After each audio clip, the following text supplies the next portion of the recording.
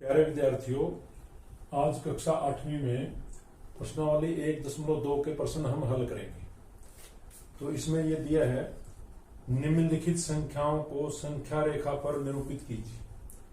तो पहले प्रश्न के ये दो भाग हैं। पहला प्रश्न है, इसका पहले भाग में है 7/4 को संख्या रेखा पर निरूपित करना। निरूपित कीजिए।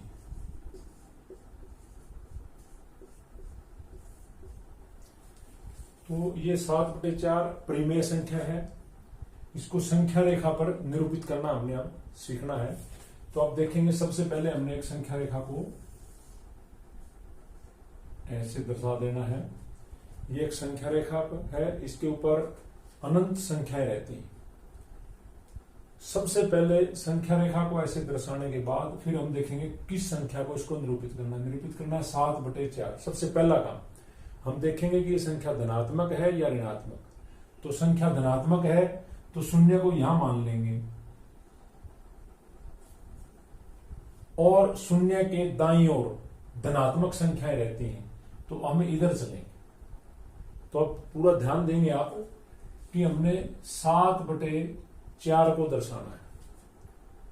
अब इसके लिए हम यहां से शुरू करेंगे 0/4,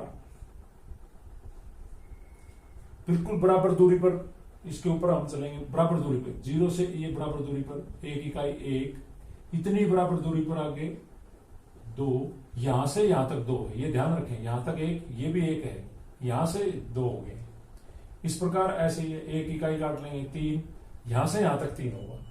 तो ये सब बराबर दूरी पर 1 2 3 4 5 6 7 8 ऐसे आप पहले लिख लेंगे, बराबर दूरी पर काट लेंगे। तो अब हमने क्या करना है, प्रत्येक बिंदु को हम क्या दर्शाएंगे। ये बिंदु था 0, हम प्रत्येक बिंदु को 0/4, 0/4 इसको भी कह देंगे 1/4, 2/4, 3/4, 4/4, 5/4, 6/4, 7/4, 8/4। अब आप देखेंगे कि हमें 7/4 चाहिए था, तो हम ऐसे चलते चलते 7/4 है, इस बिंदु को ऐसे गोल दायरे में लिख करके एक बिंदु इसका नाम रख देंगे P, और यहां लिख देंगे बिंदु P संख्या रेखा पर 7/4 को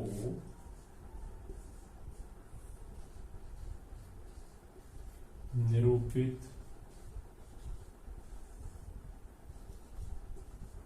करता है। यानी कि 7/4 यहां रहता है। इसमें एक महत्वपूर्ण चीज है जो आपने समझनी है। जैसे जो आप देख रहे हैं कि 0/4, 1/4, 2/4, 2/4 को अगर न्यूनतम रूप में लिखेंगे 2 एकम 2, 2 दूनी 4, 1/4, 1/2 हो जाएगा ये, यानी कि 1 से आधा। ये 3/4, 4/4 को काटेंगे 4/4 से, ये 1 बन जाएगा, इसको 1 भी कह सकते हैं। ये 5/4, 6/4, 7/4, ये 8/4, इसको 2 भी कह सकते हैं। 4 दूनी 8, 2/4। तो ये जो 7/4 है, ये 1 और 2 के बीच में आया है। तो इस प्रकार से आप इसको पूरा ध्यान से समझ करके और इसको करेंगे। विशेष ध्यान ये देना है, इसको हम देखेंगे कि ये धनात्मक है या ऋणात्मक है। धनात्मक है तो शून्य के इधर चलेगी, बराबर दूरी पर प्रत्येक अंक। या तो आप किसी ऐसे कार्य पुस्तिका में कर सकते हैं, या ग्राफ की कॉपी में बिल्कुल पहले से ही उसमें ऐसे बने हुए होते हैं, और उसमें 2 खाने बराबर 1 इकाई, 4 खाने बराबर 1 इकाई, 5 खाने बराबर 1 इकाई, 10 खाने बराबर 1 इकाई आप ले सकते हैं। 5 खाने बराबर 1 इकाई ले, तो अगले 5 पर दो, अगले 5 पर फिर ऐसे ले लें। तो प्यारे विद्यार्थियों, उससे आगे है -5/6। अब देखें ये धनात्मक था, एक ऋणात्मक को करना है, तो इधर ध्यान देंगे, इसको आप समझ करके अपने कार्य पुस्तिका में उतार लेंगे। दूसरा प्रश्न है,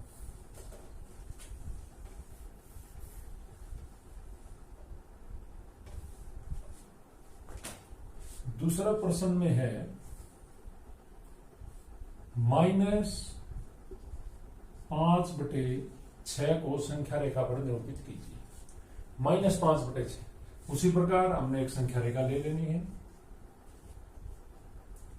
अब क्योंकि ऋणात्मक संख्या को दर्शाना है तो हमें 0 यहां मान लेंगे और इसके बाईं ओर ऋणात्मक संख्या रहती है, तो हमें ज्यादा जगह मिल गई इधर दर्शाने के लिए। किसी भी संख्या रेखा के ऊपर कोई मध्य बिंदु तो होता नहीं, क्योंकि संख्या रेखा दोनों ओर अनंत जाती है, ये निशान इसी प्रकार के दर्शाते हैं। तो कहीं भी हम एक बिंदु अपना लेंगे 0 को, हमें आवश्यकता है धनात्मक संख्या दर्शाने की तो 0 इधर ले लेंगे, हमें आवश्यकता है ऋणात्मक संख्याओं को दर्शाने की तो 0 इधर ले लेंगे, ऋणात्मक संख्या इधर आ जाएंगे, सुविधा के लिए है। नहीं तो 0 को आप यहां भी मान सकते हैं, इधर धनात्मक ऋणात्मक दो संख्या इकट्ठी दिखानी हो तो यहां भी दिखा सकते हैं। तो हमें दिखाना है -5/6, तो हम 0 से इधर चलेंगे बाईं ओर, तो बराबर दूरी पे मैंने आपको बताया था ये निशान ऐसे लगा सकते हैं, बराबर दूरी पर, बराबर दूरी पर। आप चाहो तो इनके ऊपर एक बार लिख सकते हैं 0, -1, -2, -3, -4, -5, -6, ऐसे आप दिखा सकते हैं। अब क्योंकि -5/6 दिखाना है तो /6 लिखते चले जाओ इनके, 0/6 0 ही होता है। किसी भी संख्या को 0 को किसी संख्या से भाग देंगे तो 0 ही होता है, तो -1/6, -2/6, -3/6, -4/6, -5/6, अब देखेंगे -6/6 काट देंगे तो -1 एक इकाई यहां से यहां तक की एक इकाई होगी। ये हमने बराबर दूरी पे ऐसे ले लिए थे, अब इसको एक भी कह सकते हैं, -1, माइनस का निशान लगेगा, -1 ऐसे ही और चले जाएंगे। तो हमने देखना -5/6, -5/6 ये है, तो ऐसे लिख करके इसका नाम आप कुछ भी दे सकते हैं, R लिख दिया, तो हम लिख देंगे बिंदु R संख्या रेखा पर -5/6 को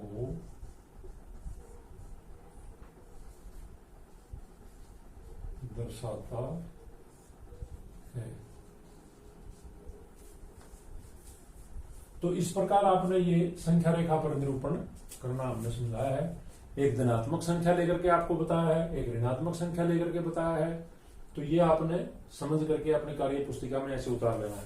अब दूसरे प्रश्न में 3 संख्याओं को एकदम इकट्ठा दिखाया है, वो मैं आपको यहां बताता हूं। प्रश्न नंबर 2,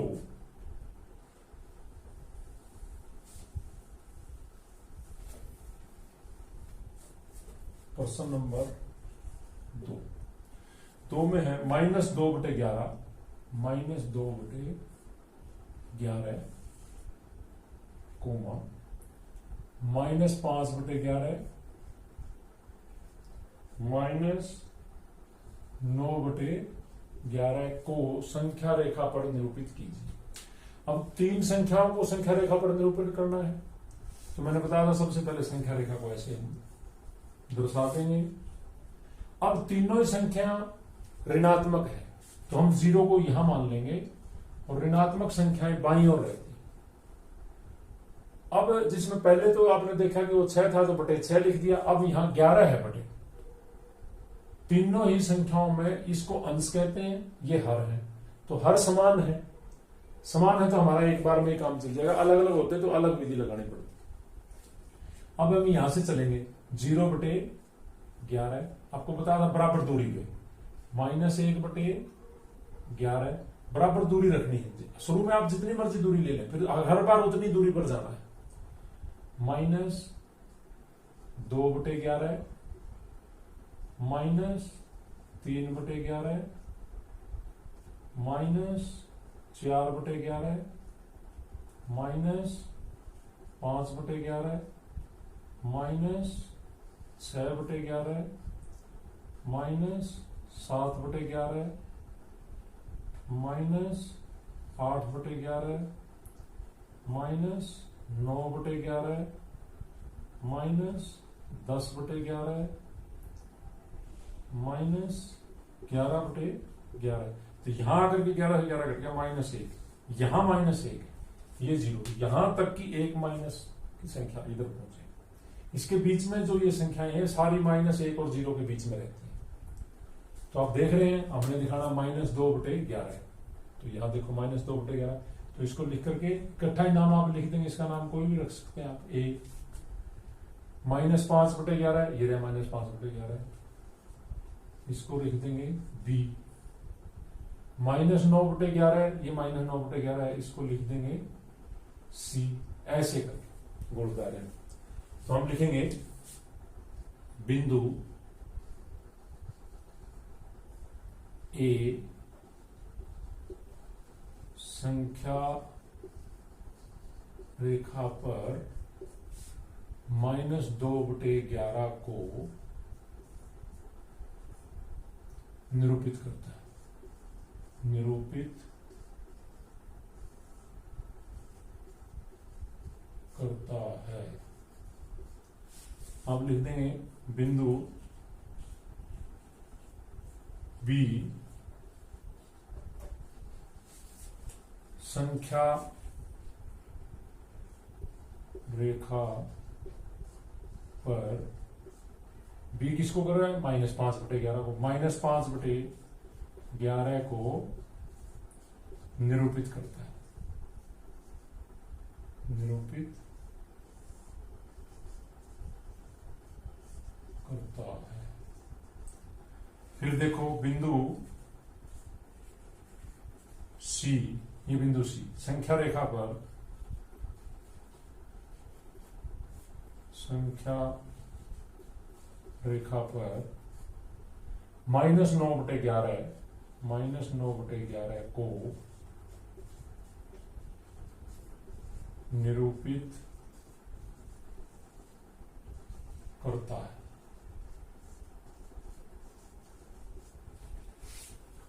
तो इस प्रकार से आपने ये अपनी कार्य पुस्तिका में पूरी समझ के साथ करने, एक संख्या रेखा लेंगे, उसके ऊपर शून्य को दर्शाएंगे। यदि धनात्मक संख्याओं को दर्शाना है तो शून्य को इधर धनात्मक दाईं ओर चले जाएंगे शून्य के, और यदि ऋणात्मक संख्याओं को दर्शाना है तो शून्य को यहां ले लेंगे, ऋणात्मक इधर। और मैंने बताया था इकट्ठी कोई धनात्मक और ऋणात्मक इकट्ठी बतानी हो तो शून्य को यहां ले लेंगे, इधर धनात्मक इधर ऋणात्मक, और बराबर दूरी पर प्रत्येक संख्या को दर्शाएंगे।